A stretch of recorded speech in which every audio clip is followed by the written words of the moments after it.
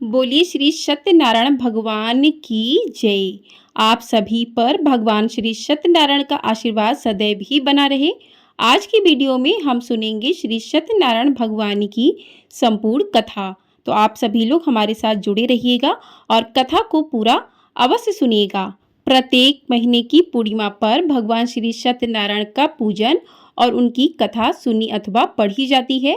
तो जो भी भक्त पूरी श्रद्धा भाव से पूर्णिमा का व्रत करके भगवान श्री सत्यनारायण का पूजन करते हैं, उनकी कथा को सुनते हैं, तो भगवान श्री सत्यनारायण की कृपा से उन भक्तों की सभी मनोकामनाएं पूरी होती हैं और उन भक्तों पर भगवान श्री सत्यनारायण का आशीर्वाद सदैव ही बना रहता है।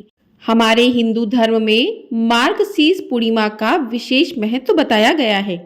कहते हैं इस दिन चंद्रदेव भगवान विष्णु और माता लक्ष्मी की पूजा करने से सभी विघ्न और बाधाएं समाप्त होती हैं, साथ ही आर्थिक समृद्धि भी प्राप्त होती है। इस दिन गंगा स्नान और दान पुण्य का विशेष महत्व माना गया है। मार्गशीर्ष पूर्णिमा साल की अंतिम पूर्णिमा है। इस दिन व्रत और लक्ष्मी नारायण की उपासना करने से जातकों को मनोवांछित फल की प्राप्ति होती है।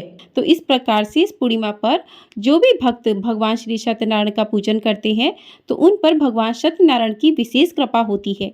तो इस बार जो है आप पूर्णिमा का यदि व्रत शुरू करना चाहते हैं तो पूर्णिमा का व्रत भी शुरू कर सकते हैं, भगवान श्री सत्यनारायण का पूजन भी कर सकते हैं। कहते हैं कि इस दिन भगवान विष्णु के नारायण स्वरूप का पूजन किया जाता है।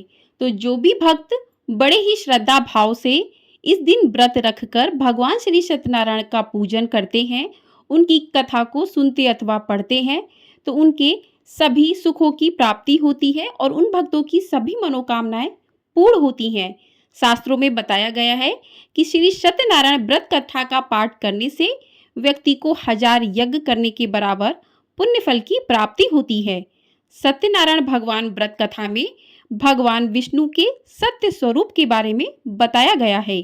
इस व्रत कथा का पाठ करने से घर में सुख समृद्धि का वास होता है और भगवान विष्णु की कृपा अपने भक्तों पर बनी रहती है। तो साल 2024 में कार्तिक मास की पूर्णिमा 15 नवंबर दिन शुक्रवार को मनाई जाएगी और इसी दिन कार्तिक पूर्णिमा का व्रत, स्नान दान, भगवान श्री सत्यनारायण का पूजन और कथा पढ़ी अथवा सुनी जाएगी। जो भी भक्त श्रद्धा भाव से इस दिन कथा पढ़ते अथवा सुनते हैं उन पर भगवान विष्णु अपनी कृपा बरसाते हैं।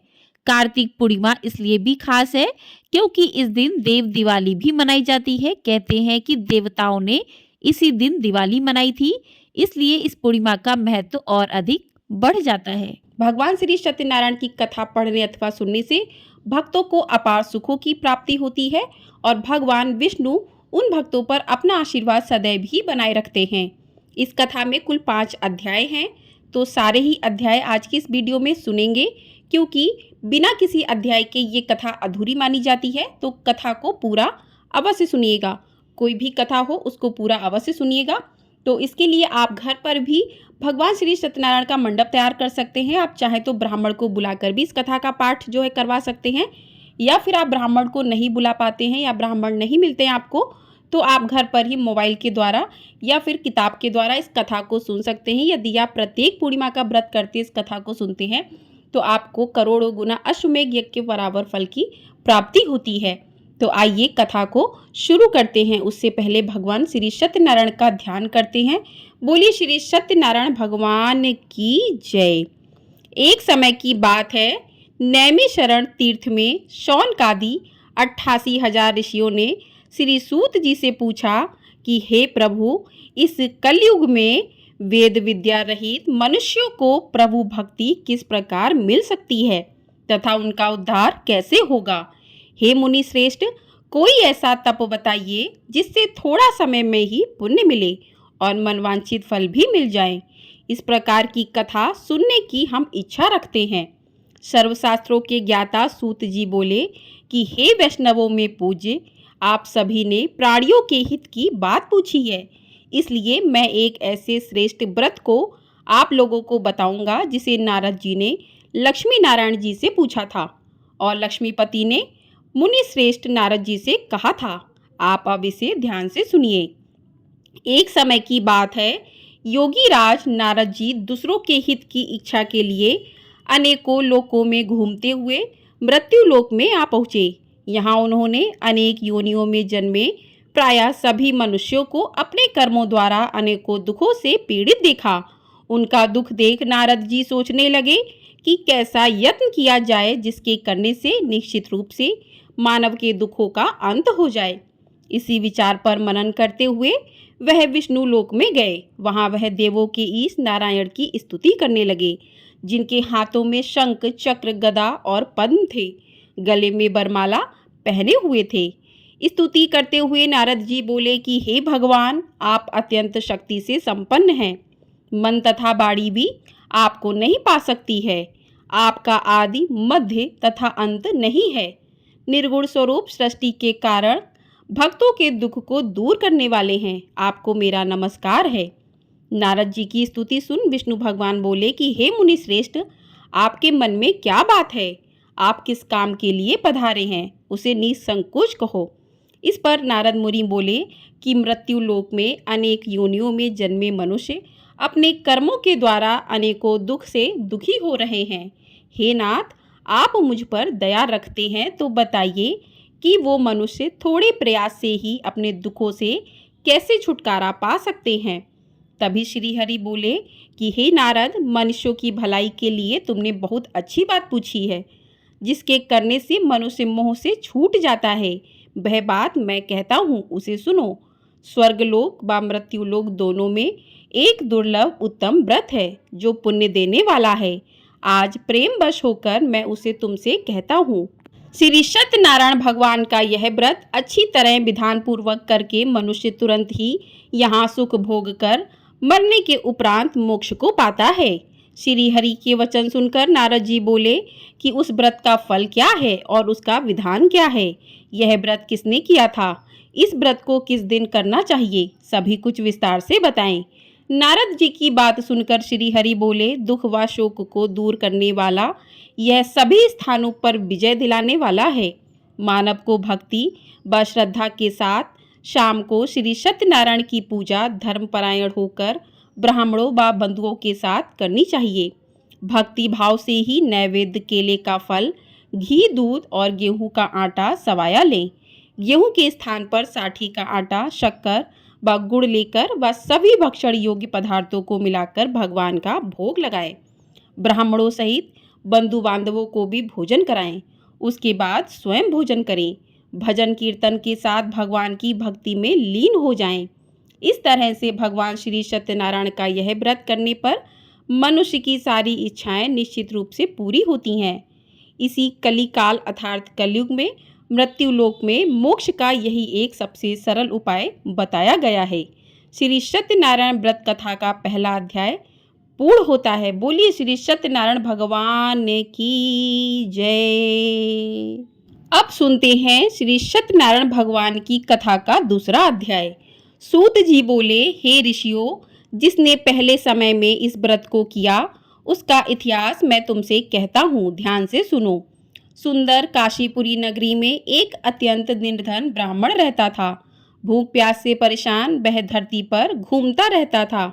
ब्राह्मणों से प्रेम करने वाले भगवान ने एक दिन ब्राह्मण का भेष धारण कर उसके पास जाकर पूछा, हे विप्र, नित्य दुखी होकर तुम पृथ्वी पर क्यों घूमते हो?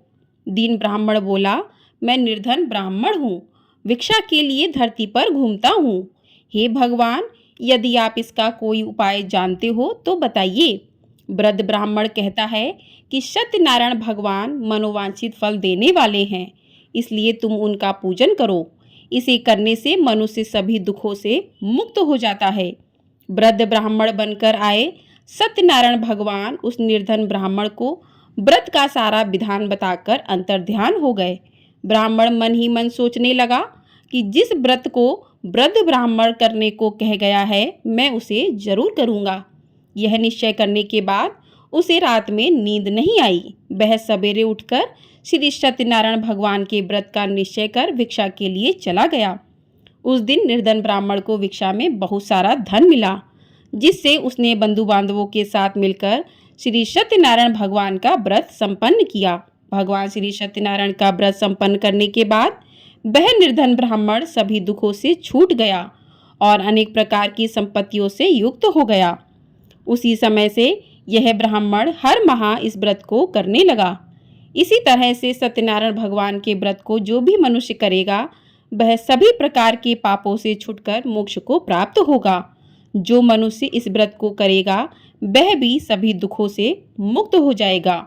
सूत जी बोले कि इस तरह से नारद जी से नारायण जी का कहा हुआ श्री सत्यनारायण व्रत को मैंने तुमसे कहा।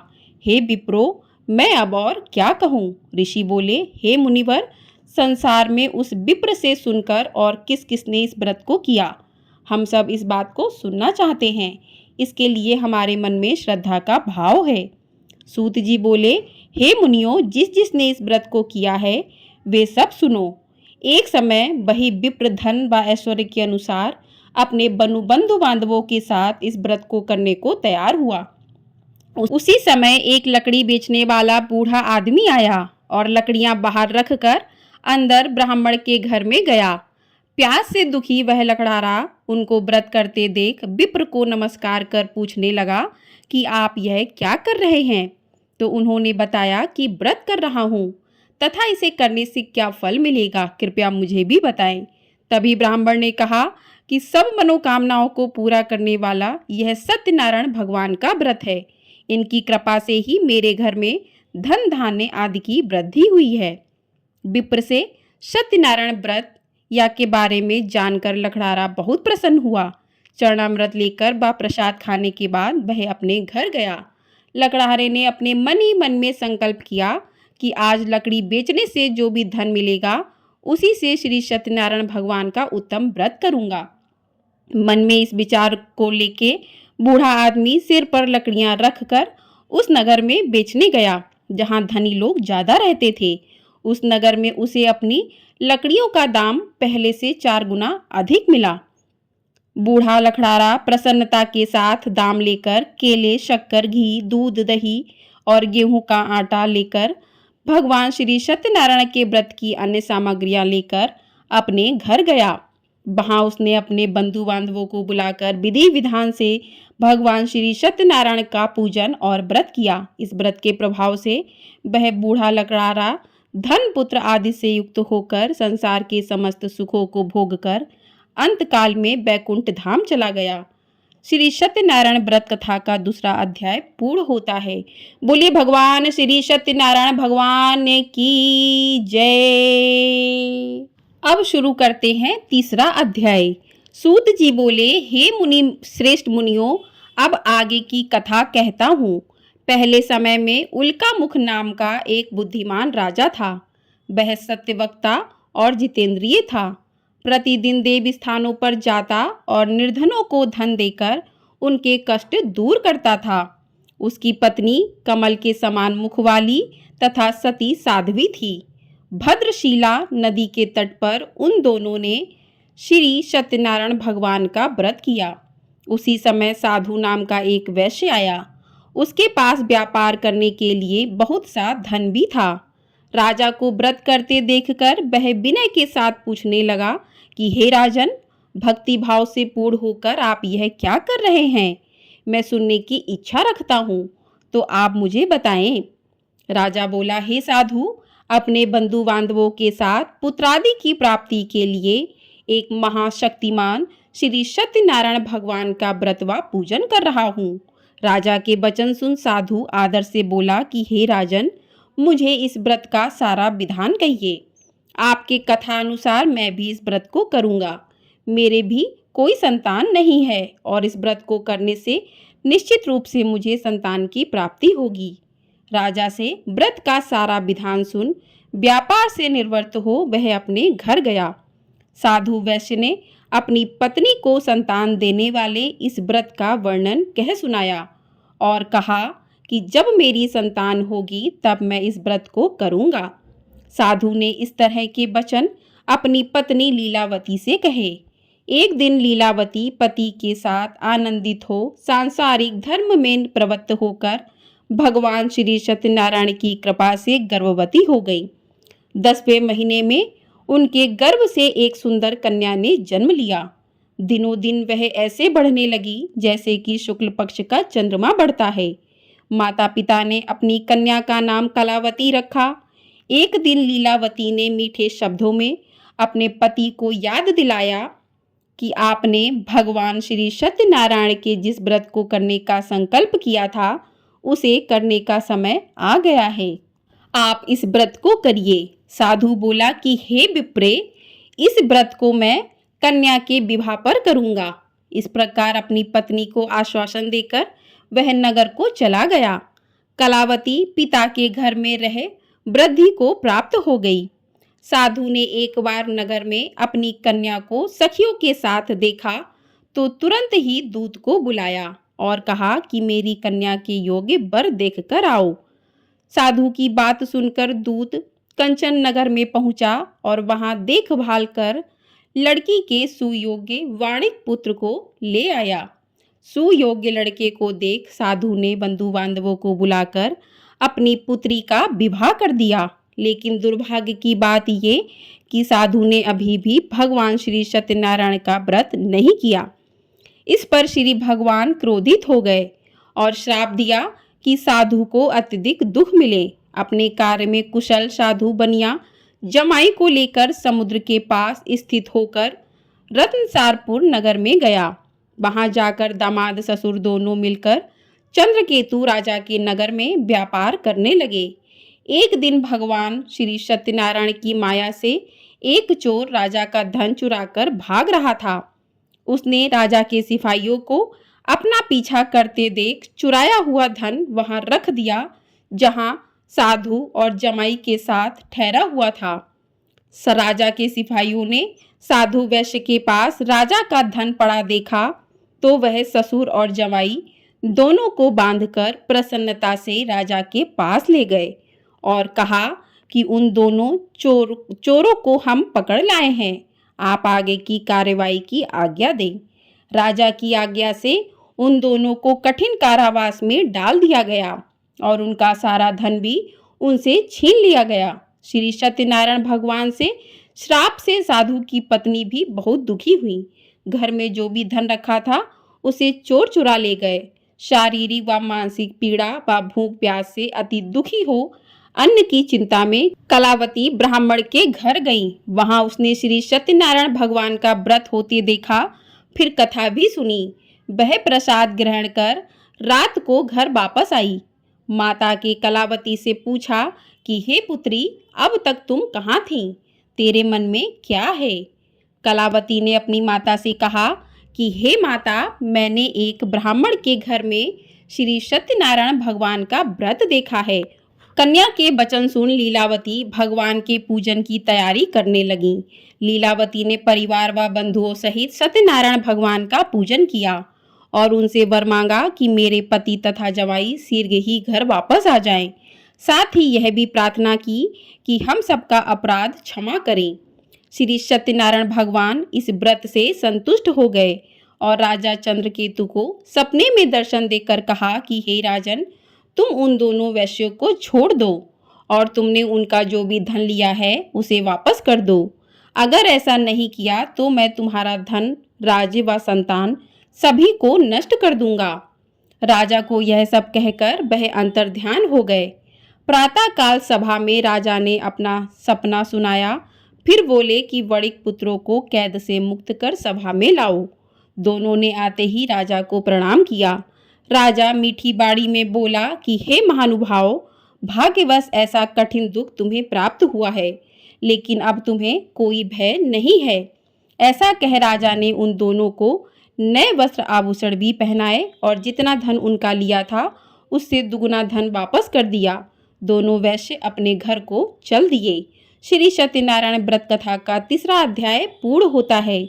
बोलिए भगवान श्री सत्यनारायण भगवान की जय। अब सुनते हैं श्री सत्यनारायण भगवान की व्रत कथा का 4था अध्याय। सूत जी बोले, वैश्य ने मंगलाचार कर अपनी यात्रा आरंभ की और अपने नगर की ओर चल दिए। उनके थोड़ी दूर जाने पर एक दंडी भेषधारी श्री सत्यनारायण ने उनसे पूछा कि हे साधु, तेरी नाव में क्या है? अभिवाड़ी बड़ी हंसता हुआ बोला, हे दंडी, आप क्यों पूछते हो? क्या धन लेने की इच्छा है? मेरी नाव में तो बेलवा पत्ते भरे हुए हैं। वैश्य के कठोर वचन सुनकर भगवान बोले, तुम्हारा वचन सत्य हो। दंडी ऐसे वचन कहकर वहां से दूर चले गए। कुछ दूर जाकर समुद्र के किनारे बैठ गए। दंडी के जाने के बाद साधु वैश्य ने नित्य क्रिया के पश्चात नाव को ऊंची उठते देखकर अचंभा माना और नाव में बेल पत्ते आदि देखकर मूर्छित हो जमीन पर गिर पड़ा। मूर्छा खुलने पर वह अत्यंत शोक में डूब गया। तब उसका दामाद बोला कि आप शोक ना मनाएं, यह दंडी का शाप है, इसलिए हमें उनकी शरण में जाना चाहिए, तभी हमारी मनोकामना पूरी होगी।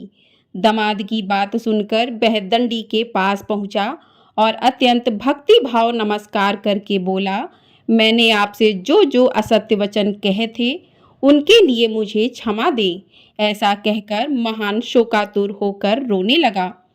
तब दंडी भगवान बोले कि हे वणिक पुत्र, मेरी आज्ञा से बार बार तुम्हें दुख प्राप्त हुआ है, तू मेरी पूजा से विमुख हुआ। साधु बोला, हे भगवान, आपकी माया से ब्रह्मा आदि देवता भी आपके रूप को नहीं जानते, तब मैं तो अज्ञानी कैसे जान सकता हूँ। आप प्रसन्न होइए, अब मैं सामर्थ्य के अनुसार आपकी पूजा करूँगा। मेरी रक्षा करो और पहले के समान नौका में धन भर दो। साधु वैश्य के भक्ति पूर्वक वचन सुनकर भगवान प्रसन्न हो गए और उसकी इच्छा के अनुसार वरदान देकर अंतर्ध्यान हो गए। ससुर जवाई जब नाव पर आए तो नाव धन से भरी हुई थी। फिर वहीं अपने अन्य साथियों के साथ सत्यनारायण भगवान का पूजन कर अपने नगर को चल दिए। जब नगर के नज़दीक पहुँचे तो दूत को घर पर खबर करने के लिए भेज दिया। दूत साधु की पत्नी को प्रणाम करके कहता है कि मालिक अपने दामाद सहित नगर के निकट आ गए हैं। दूत की बात सुनकर साधु की यानी कि वैश्य की पत्नी लीलावती ने बड़े हर्ष के साथ सत्यनारायण भगवान का पूजन कर अपनी पुत्री कलावती से कहा कि मैं अपने पति के दर्शन को जाती हूँ, तू कार्य पूर्ण कर शीघ्र आ जा। माता के ऐसे वचन सुनकर कलावती जल्दी में प्रसाद छोड़कर अपने पति के पास चली गई। प्रसाद की अवज्ञा के कारण श्री सत्यनारायण भगवान रुष्ट हो गए और नाव सहित उसके पति को पानी में डुबो दिया। कलावती अपने पति को वहां ना पाकर रोती हुई जमीन पर गिर पड़ी। नौका को डूबा हुआ देख व कन्या को रोता देख साधु दुखी होकर बोला कि हे प्रभु, मुझसे तथा मेरे परिवार से जो भी भूल हुई है उसे क्षमा करें। साधु के दीन वचन सुनकर श्री सत्यनारायण भगवान प्रसन्न हो गए और आकाशवाणी हुई कि हे साधु, तेरी कन्या मेरे प्रसाद को छोड़कर आई है, इसलिए उसका पति अदृश्य हो गया है। यदि वह घर जाकर प्रसाद खाकर लौटती है तो इसे इसका पति अवश्य मिलेगा। ऐसी आकाशवाणी सुन कलावती घर पहुंचकर प्रसाद खाती हैं और फिर आकर अपने पति के दर्शन करती हैं। उसके बाद साधु अपने बंधु बांधवों सहित श्री सत्यनारायण भगवान का विधि विधान से पूजन करता है।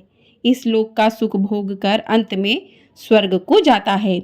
श्री सत्यनारायण व्रत कथा का चौथा अध्याय पूर्ण हुआ। बोलिए भगवान श्री सत्यनारायण की जय। अब सुनते हैं सत्यनारायण भगवान व्रत कथा का 5वां अध्याय। सूत जी बोले कि हे ऋषियों, मैं और भी एक कथा सुनाता हूँ, उसे भी ध्यान पूर्वक सुनो। प्रजा पालन में लीन तुंगध्वज नाम का एक राजा था। उसने भी भगवान का प्रसाद त्याग कर बहुत ही दुख सहन किया। एक बार वन में जाकर वन्य पशुओं को मारकर वह बड़ के पेड़ के नीचे आया। वहां उसने ग्वालों को भक्ति भाव से अपने बंधुओं सहित सत्यनारायण भगवान का पूजन करते देखा। अभिमानवश राजा ने उन्हें देखकर भी पूजा स्थान में नहीं गया और न ही उसने भगवान को नमस्कार किया। ग्वालों ने राजा को प्रसाद दिया, लेकिन उसने वह प्रसाद भी नहीं खाया और प्रसाद को वहीं पर छोड़कर अपने नगर को चला गया। जब वह नगर में पहुंचा तो वहां सब कुछ तहस नहस हुआ पाया, तो वह शीघ्र ही समझ गया कि यह सब भगवान ने ही किया है। वह दोबारा ग्वालों के पास पहुंचा और विधि पूर्वक पूजा करके प्रसाद खाया तो श्री सत्यनारायण भगवान की कृपा से सब कुछ पहले जैसा हो गया। दीर्घ काल तक सुख भोगने के बाद मरणोपरांत उसे स्वर्गलोक की प्राप्ति हुई। जो भी मनुष्य परम दुर्लभ इस व्रत को करेगा तो भगवान श्री सत्यनारायण की अनुकंपा से उसे धन धान्य की प्राप्ति होगी। निर्धन धनी हो जाता है और भय युक्त हो जीवन जीता है। संतानहीन मनुष्य को संतान सुख मिलता है और सारे मनोरथ पूर्ण होने पर मानव अंतकाल में वैकुंठ धाम को जाता है। सूत जी बोले कि जिन्होंने पहले इस व्रत को किया है, अब उनके दूसरे जन्म की कथा कहता हूँ। वृद्ध शतानंद ब्राह्मण ने सुदामा का जन्म लेकर मोक्ष की प्राप्ति की। लगड़ारे ने अगले जन्म में निषाद बनकर मोक्ष को प्राप्त किया। उल्कामुख नाम का राजा दशरथ होकर बैकुंठ को गए और साधु नाम के वैश्य ने मोर ध्वज बनकर अपने पुत्र को आरे से चीरकर मोक्ष पाया और महाराज तुंग ध्वज ने स्वयंभू होकर भगवान में भक्ति युक्त होकर कर्म करके मोक्ष पाया। श्री सत्यनारायण व्रत कथा का 5वां अध्याय पूर्ण होता है। बोलिए श्री सत्यनारायण भगवान की जय। तो इस प्रकार से भगवान श्री सत्यनारायण की कथा पूर्ण होती है। जो भी भक्त पूर्णिमा के दिन भगवान श्री सत्यनारायण का पूजन करके उनकी कथा को सुनते हैं, उनके प्रसाद को ग्रहण करते हैं, तो उनकी सभी मनोकामनाएं पूर्ण होती हैं। वो इस धरती पर सुखों को भोग कर अंत में मोक्ष को प्राप्त होते हैं। आइए अब करते हैं भगवान श्री सत्यनारायण की कथा। जय लक्ष्मी रमणा स्वामी, जय लक्ष्मी रमणा, सत्यनारायण स्वामी जनपातक हरणा। ओम जय लक्ष्मी रमणा, रतन जटित सिंहासन अद्भुत छवि राजे, नारद करत निराजन घंटावन बाजे। ओम जय लक्ष्मी रमणा, प्रकट भय कली कारण द्विज को दर्श दियो, बूढ़ो ब्राह्मण बन कर कंचन महल कियो। ओम जय लक्ष्मी रमणा, दुर्बल भील कठारो जिन पर कृपा करी, चंद्रचूड़ एक राजा तिनकी विपति हरी। ओम जय लक्ष्मी रमणा, वैश्य मनोरथ पायो श्रद्धा तज दीन्ही, सो फल भोग्यो प्रभु जी फिर स्तुति कीनी। ओम जय लक्ष्मी रमणा, भाव भक्ति के कारण छिन छिन रूप धर्यो, श्रद्धा धारण कीनी तिनको काज सरो। ओम जय लक्ष्मी रमणा, ग्वाल बाल संग राजा वन में भक्ति करी, मन वांछित फल दीनो दीन दयालु हरि। ओम जय लक्ष्मी रमणा, चढ़त प्रसाद सवायो कदली फल मेवा, धूप दीप तुलसी से राजी सत्य देवा। ओम जय लक्ष्मी रमणा, सत्यनारायण जी की आरती जो कोई नर गावे, तन मन सुख संपत्ति मन वांछित फल पावे। ओम जय लक्ष्मी रमणा। बोलिए श्री सत्यनारायण भगवान की जय। इस प्रकार से भगवान श्री सत्यनारायण की कथा और आरती पूर्ण होती है। आप सभी भक्तों पर भगवान श्री सत्यनारायण का आशीर्वाद सदैव ही बना रहे। हम सभी भक्तों को अनंत सुखों की प्राप्ति हो। बोलिए भगवान श्री सत्यनारायण की जय। आपको ये वीडियो पसंद आई हो, वीडियो को लाइक शेयर और चैनल को सब्सक्राइब ज़रूर कर दीजिएगा। आपको हमारे चैनल पर इसी प्रकार से व्रत कथाएं सुनाई जाती हैं, व्रतों के शुभ मुहूर्त की जानकारी दी जाती है। तो चैनल को ढेर सारा प्यार ज़रूर दीजिएगा और कमेंट बॉक्स में श्री सत्यनारायण भगवान की जय अवश्य लिखिएगा। आपका एक लाइक हमारे लिए बहुत अधिक महत्वपूर्ण होता है, तो वीडियो को लाइक अवश्य कर दिया कीजिए। आपके लाइक से हमें पता चलता है कि आप हमें सुन पा रहे हैं। बोलिए श्री सत्यनारायण भगवान की जय।